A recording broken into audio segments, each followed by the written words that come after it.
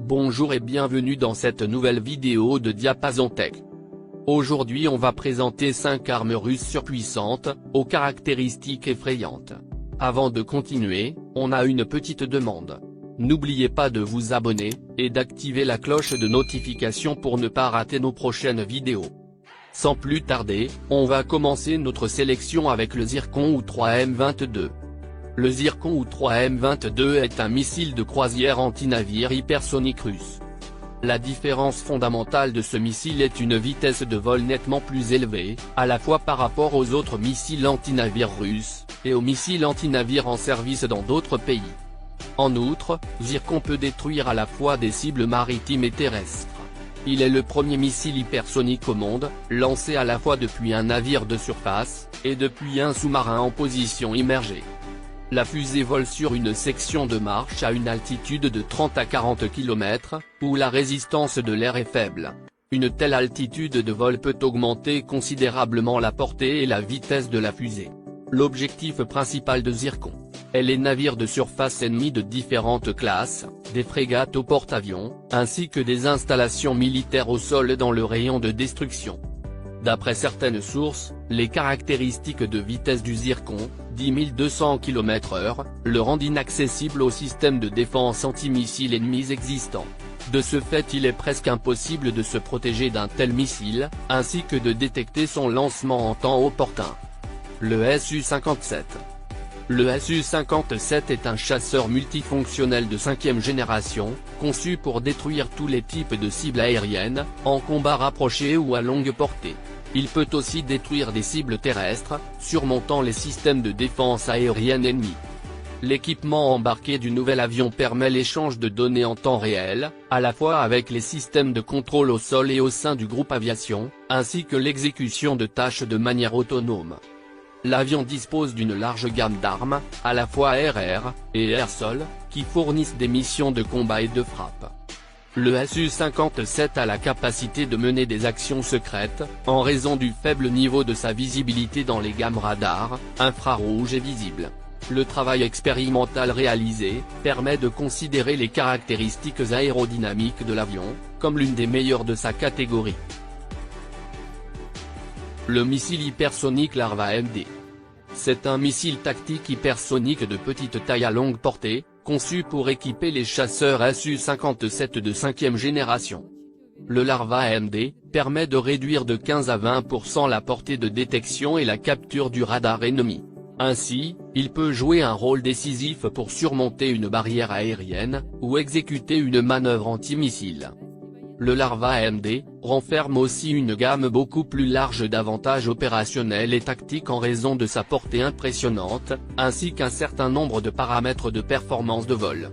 Disposant d'un stato-réacteur intégré hypersonique de petite taille, avec une unité de commande de papillon des gaz pour l'alimentation en carburant, le missile hypersonique Larva-MD sera en mesure de maintenir une vitesse de vol hypersonique élevée, sur presque toute la trajectoire de vol.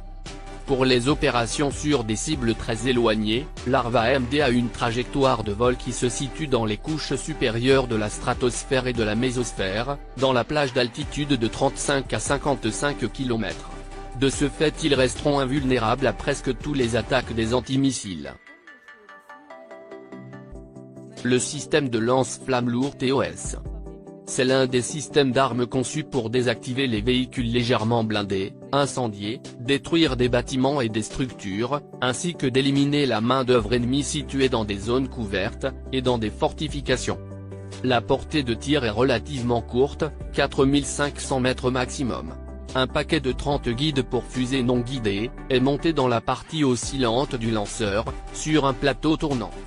Toutes les actions visant à diriger l'installation vers la cible, en lui donnant l'angle d'élévation requis, l'équipage les effectue sans quitter la voiture, à l'aide d'un viseur et d'un servomoteur. Cette arme de guerre de 46 tonnes, est munie d'un système de contrôle de tir spécial. Il comprend, un viseur optique, un télémètre laser, un capteur de roulis, et un calculateur balistique électronique. À l'aide d'un télémètre laser, les distances à la cible sont déterminées avec une précision allant jusqu'à 10 mètres. Selon Andrei Frolov, rédacteur en chef du magazine Arms Export, en ce qui concerne le TOS-1 à Solntspiyok, il n'y a pas d'analogue à ce système dans le monde. L'expérience de son utilisation au combat en Syrie et en Irak a confirmé la grande efficacité de ces armes. Le TU-160M. C'est en début février 2020, que le premier bombardier expérimental TU-160M a pris son envol pour la première fois. La machine a été créée sur la base du combattant TU-160, l'avion supersonique le plus puissant à géométrie d'aile variable, de l'histoire de l'aviation militaire. Conçu il y a 40 ans par des designers soviétiques, le TU-160 a un grand potentiel de renouvellement. Sa version profondément modernisée, le TU-160M, ne diffère pratiquement pas de son parent, en termes de conception aérodynamique. Toutes les principales différences se trouvent dans les derniers systèmes. Il est équipé de systèmes avancés de défense aérienne et anti-brouillage. Le TU-160M est capable de développer une vitesse impressionnante pour un tel géant, jusqu'à 2000 km/h. L'avion peut facilement se détacher des intercepteurs, et surmonter la zone de défense aérienne de l'ennemi. Ce bombardier est conçu pour détruire les objets les plus importants, derrière les lignes ennemies, avec des armes nucléaires et conventionnelles. Il est capable d'emporter 12 missiles de croisière à bord, et toutes les armes sont situées à l'intérieur du fuselage. J'espère que cette vidéo vous aura plu. Si c'est le cas, mettez-nous un pouce j'aime pour soutenir la chaîne, et n'hésitez pas à vous abonner pour suivre notre actualité. Au revoir, et à bientôt.